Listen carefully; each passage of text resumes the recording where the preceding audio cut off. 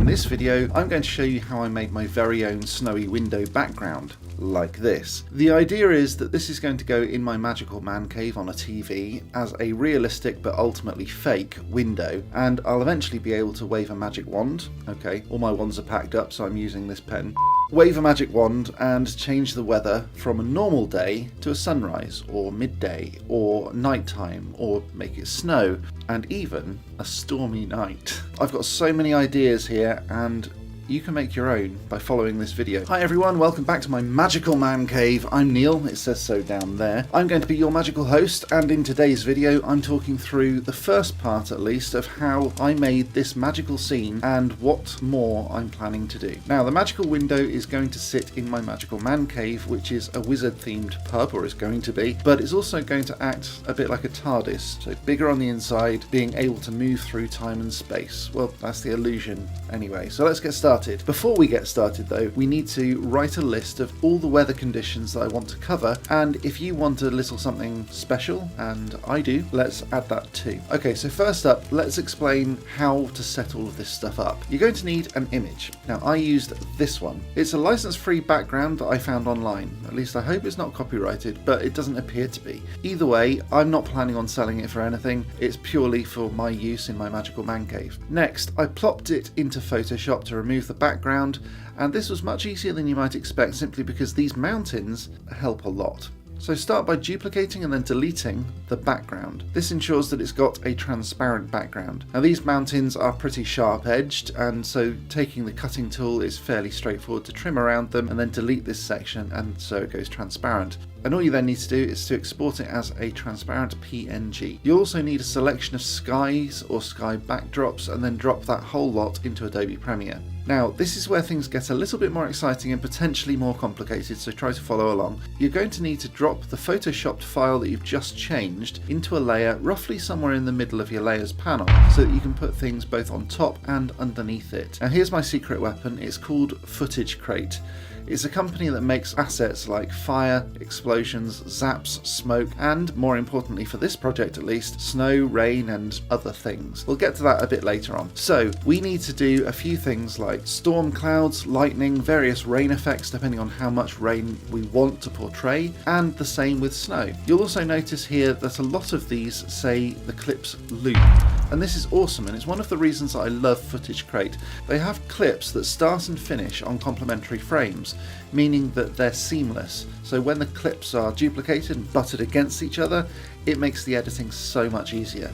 So I just grabbed a whole bunch of these. I bought a new 4TB hard drive as well, by the way, specifically for my footage because I was finding it hard to keep organised and having enough space was proving pretty difficult. Let's move on then. Import all of these elements into Premiere or whatever you use to edit your videos, and you'll notice immediately that some of the layers suit going in front while some are better behind. Storm clouds go behind, rain or snow or whatever goes in front. I was a little bit cheeky with this one too because I added a shooting star flare that I'll combine with a jingling sound effect and a ho ho ho to make it feel like Santa is flying overhead. Okay, so next thing I needed to do is to take my list and see if there is anything missing. There was, I'll get back to that in just a second. There were a few little bits and bobs, so I'm not actually going to show one of them, not all the way through at least, because I just don't want a copyright strike on this video, and the sound of a TARDIS taking off and landing might just do that. I also wanted to show it a bit later on, but for now, let's just say that my magical pub is going to act a little bit like a TARDIS. I'll show that video at the end so that you get the idea. Let me try to do the sound effects. Well, that was fun. This window will be controlled through a series of buttons behind the bar as well as a tap of a magic wand that I'm making. Each video for simplicity will be a fairly long one on a loop and stored on a silent solid state storage device like a hard drive or something like that, and then linked to again a silent Raspberry Pi. And that's all quite important because in a closed space you don't want a sound of fans and stuff like that. It's all going to be connected to the house speaker system, and I'm definitely going to need to sculpt a few more little details into the frame and just add some more stuff to finish all of this stuff off.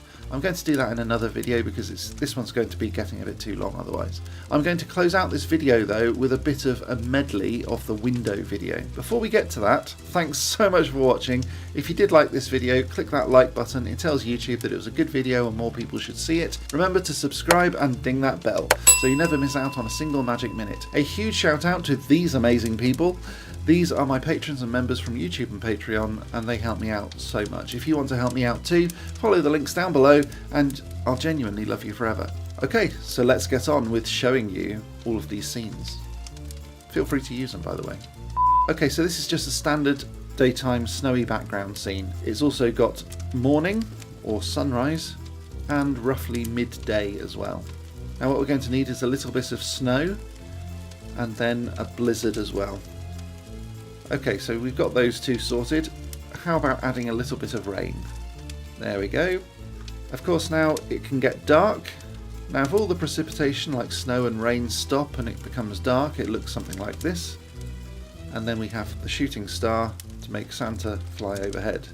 Or a bit of rain with a storm background, and this one I think is probably my favourite. Then you can add a blizzard. This is by far the most dramatic.